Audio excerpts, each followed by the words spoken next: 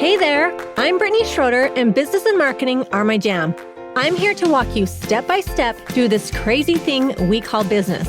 I'm a small town girl, chocolate eating, Diet Coke drinking mom, marketing guru, automation Jedi, and all around good time. This is your weekly dose of all things business and life, sprinkled with some fun. This is the Redefine Business Podcast.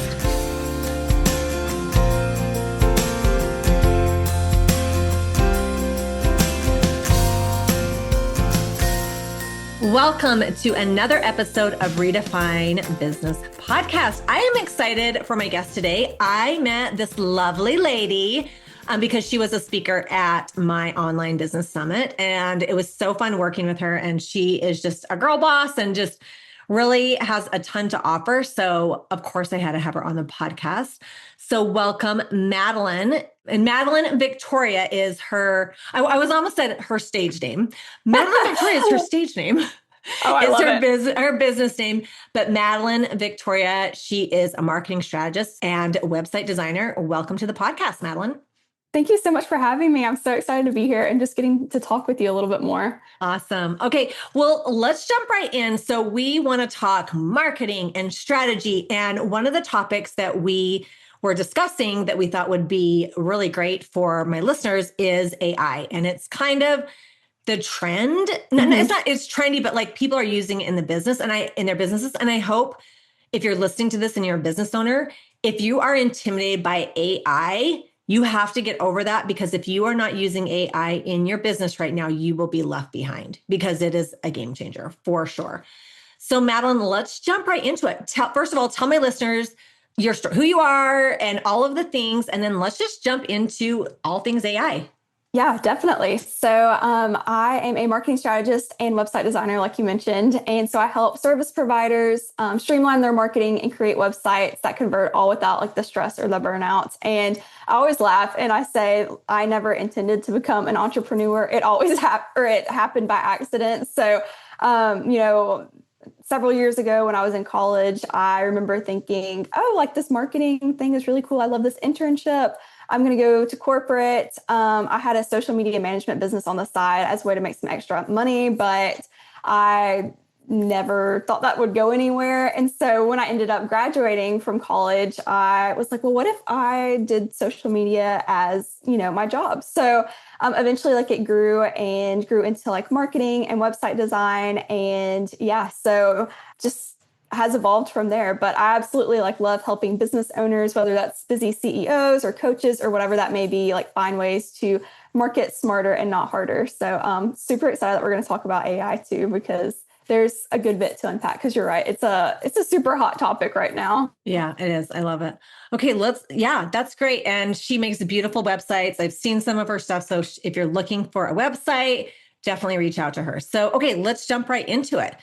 AI, how are you using it? How are your clients using it? What are you seeing? Let's talk AI in marketing. Yeah, definitely. So like you mentioned, if people are not using AI right now, then they're going to get left behind. And actually, it's funny, when I first heard about AI and when it started becoming popular, I was a little hesitant to use it as well, just because it feels like a big learning curve at first. And, once you get into it, you realize, oh, it's actually, not very hard to learn at all. But when you're looking into the unknown, it's a little bit overwhelming, but it's actually just a great way to use it as a support tool, right? So some people worry about AI coming for our jobs or replacing us, but there still has to be someone to program it and use it. We still have to be the brains and the strategy behind our business when we use AI. So I always like to say, we're the personality, we're the business owner. That is our, marketing assistant, or however, you use it. So it's a great support tool,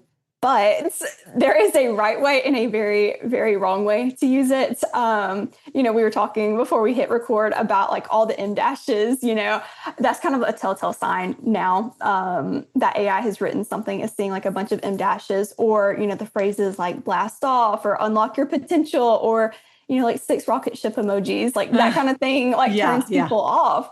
But one thing that I would say before you're even using AI is to make sure that you're programming it correctly. So we'll get a little bit more into this like as we go, because I have some specific like examples. But when you are like really when you pull up AI, ChatGPT is what I use, but really you can use, anything. You have your threads, and I always like to give it lots of background information about me, about my business, my clients, their struggles and pain points and desires, and just kind of give it background information so it's already pulling from that and it's not starting from scratch. In fact, like you can even create a Google Doc or a brand book and upload it for each thread and make those make that as specific as possible. And then when you're actually using it for the ways that I'm about to go into, you want to make each prompt as specific as possible. So the vaguer you are, the more it's going to sound robotic, but the more specific, the better your outcome will be.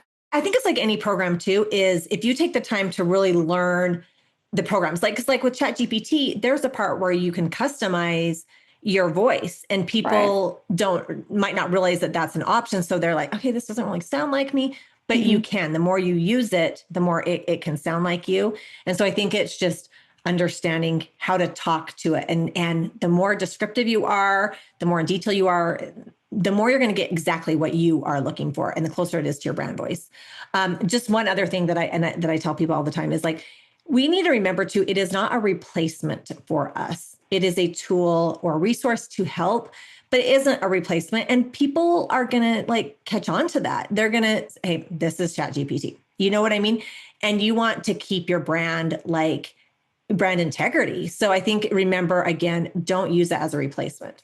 Yeah, absolutely. And that's the quickest way to lose trust with your audience too. If it's like telltale, ChatGPT, especially in today's world, because people are growing smarter. And, if they see like an email that was written that's very obviously ChatGPT or a social media caption, they're going to lose a little bit of trust in you, which is unfortunate. But like we have to protect those relationships with our clients or our potential clients and, our audience. So that's a great reminder, using it as a tool, not a replacement for sure. Yeah.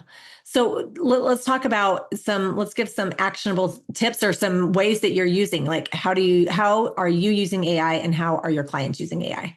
Yeah, so there are kind of four main ways that I use it, and I'll try not to go too deep into a rabbit hole for each one because there's just like so much you can unpack. But the first, I'd say like one of the biggest ways that I use AI is to help with content creation. So brainstorming content ideas. One of my favorite hacks is to ask ChatGPT for like 5 social media post ideas based on, a recent blog post or email that I've shared. And I can even tell it like what types of posts I want it to help me create, whether that's like carousels or reels or static posts, quote posts, things like that. I can also, use it to draft captions. So I can give AI my like key points or outline or my goal for my caption. And then, once it generates a caption, I can edit it. And this is super important. We always want to like go back and revise and edit to make it sound more, like me and what I'm looking for. And then something too that I think a lot of people don't realize, because I was explaining this to a client the other day and she was like, oh my goodness, my mind is blown. But you can use AI to help you generate like reel script outlines. So like scripts for Instagram reels. And that's super helpful too, even if it's just, bullet points. That way, you're making things concise and not as drawn out as maybe you would be if you're just trying to like speak on the fly or which some people are good at that, don't get me wrong. But it just kind of helps, give like a structure and outline. So that's one way that I use it and my clients use it is for like ideas and drafts, things like that. Yeah, I love that. And then the second way, and this is kind of like along those same lines, but it is different. So I wanted to separate it. But you can also use AI to repurpose your content. And this is huge because in marketing, they're always like feeling overwhelmed at like all the content that they have to create for their business. And something that I talk with them a lot about is whether they're doing it or, they outsource it to me, is we want to repurpose that content because that's going to help it sink into people's heads more, first of all. And then second of all, it's just going to like solidify the message that they're trying to share. So AI is great for transforming like long form content into short form content. So kind of like an example of this, and like sometimes I'll even draw it out for people just so they can see, because it's a little bit you know I hate to say difficult to grasp like verbally, but you can give ChatGPT like a podcast transcript, and then you can repurpose that into a blog post, and then repurpose it into an email, and then into an Instagram reel script, into a carousel and static posts, and so on. So, it's one idea, one long form of content, but you're literally giving it information and asking it to help you come up with like these posts. And then it can like even tell you what to put like on each slide of the carousel post, or in, your real script, like we talked about earlier. So yeah, that's a huge one for sure. Yeah. And some people even batch their AI, like repurpose content once a month. So they'll take everything that they've written for the past month, and they'll spend an hour on it, and then have weeks of content, ready to go. Like it's all planned out. So yeah. Well, and I think too, I always say, if you're going to take the effort of creating content, make sure that you're blasting it and you're getting it, like as far as it can reach, because it is a lot of work. And so I think having those tools, and, I think too, I think we need to remember that we can be on all these platforms and actually not be on all these platforms. Like I'm not on LinkedIn, but my stuff goes on LinkedIn. Like I'm repurposing and I'm putting it in other places. Think of all the places you can repurpose your content and blast it and get it out there. And AI is such a great tool that can help you optimize it for those different platforms. absolutely. Yes. And a lot of people, again, even though AI has been around for a while, a lot of people just don't even think about that. I work with it every day. So to me, it's second nature, but then I come across people and they're like, oh my goodness, I've never even thought about that. So I always like to make sure, that we talk about repurposing, because it's such a gold mine of, yeah. So Yeah. Awesome. Okay. What else? Anything else that you're seeing with AI or that you're doing? Yes. So I have two other things I was going to mention too. So increasing your visibility with AI is really big right now. So it's actually great for SEO optimization. So this is interesting because I was talking with a client the other day, and she said that AI actually suggested, like she was going on AI and like her website actually popped up on ChatGPT. Mm-hmm. It was just like a really cool conversation. And, I'm a website designer, so I have to deal with SEO a good bit. And even though I'm not like an expert like some people, I'm still pretty familiar with it. So you can use AI to like optimize your website or your blog post titles, your social media captions and descriptions for like better searchability. But, SEO is one of the like best ways to get found organically online, like whether that's through Google. And this is like a new thing that they're like Instagram is testing, but it's that they're making changes to where you can actually get found through keywords like in your captions and things. So they've kind of started revealing that as of like a few weeks ago. Mm-hmm. But it's just like a good reminder to include keywords in your captions, and then AI can help with that for sure. The last thing that I wanted to mention too is using AI like internally. So as a custom GPT, and like I could nerd out about this. I think it's so interesting. Like there's so much that you could do. I could spend hours just creating like custom GPTs, but basically those are they're like already programmed. They have like information in them, and they like prompt you, and they have like, you don't have to start from scratch every single time, you go in. And so I've seen a lot of people creating a custom GPT for their internal processes. And I've done this too for a few things, but it can help your team like find information or follow procedures, things like that. And, I've seen people create these GPTs for, when they have to respond to emails or come up with subject lines or creating podcast pitches, even like client communication protocols. So there's so many possibilities and like things that you can do. But when, I first got into this and was learning more about it, like you can actually go into ChatGPT and create like a new thread and like ask it to help you create this custom GPT, which is kind of trippy and a little bit meta, but you literally go into the thread, give it background information about you, and, or be like super specific about the kind GPT that you want, and it'll tell you how to build and like program this new GPT. And then of course you can go back and like revise it as needed. But I just think it's super cool. Like I love playing around with that. I know it can be a little addicting too, because it's like, oh, what else can you? I mean, I feel like that because I help people automate their businesses, and I'm always like, what else can I automate in my life? But I think it's like ChatGPT is kind of the same thing, where there's so many things you can do with it, like, and it's constantly changing. Again, you have to kind of, stay true to your brand and don't let it be a replacement. But it's a great tool. I almost feel like it's like a business partner. Like, Yes. hey, give me ideas for this. And then you're like, I don't like that. Or yeah, I like that. Or give me more ideas. Or, hey, rewrite this and make it funny or whatever. And so I think it's a really, really great tool. So I'm loving all the different things. So, well, I love that. Is there anything else that you wanted to add or anything? I guess just a couple of tips for some things that like people should kind of stay away from when it comes to AI. So I know we've talked about this a little bit, but it bears repeating, don't just like copy and paste, whatever AI generates. This is the biggest mistake that I see. So having that mindset of, oh, it's my assistant, like I have to go back and make sure, it's as I would say it, and that it's personable and that it reflects like what my audience is looking for, I think is super important.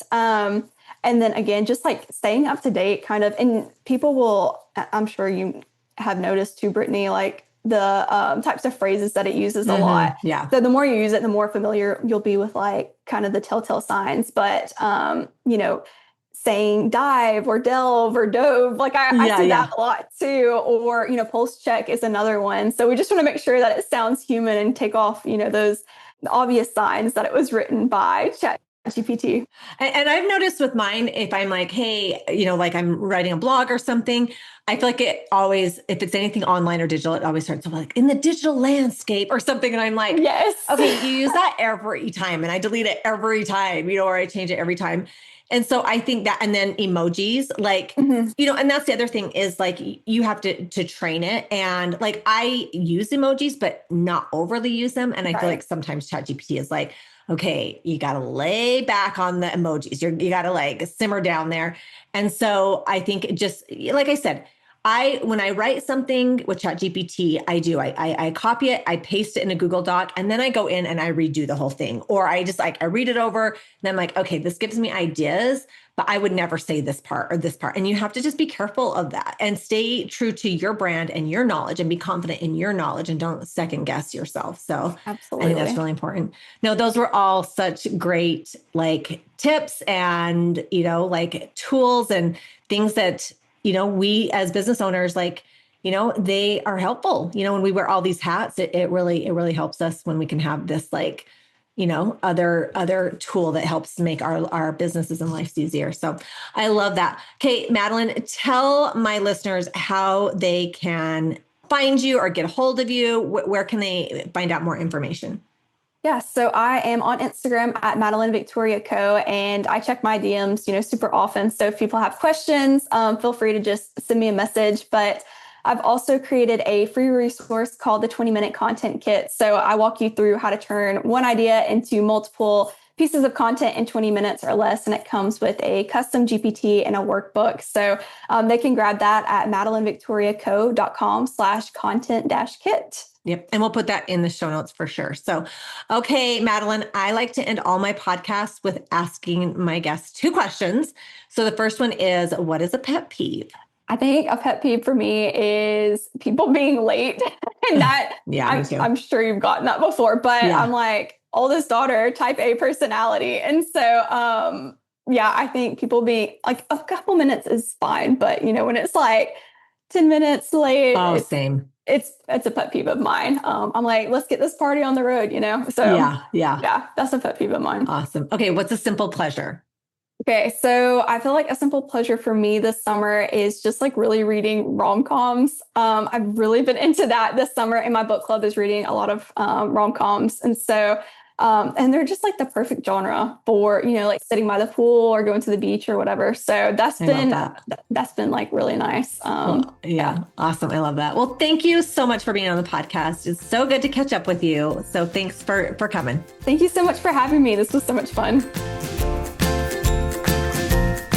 Let's not stop the party here. Head on over to my Instagram or Facebook group, Redefine Your Business, and let me know your thoughts about today's show.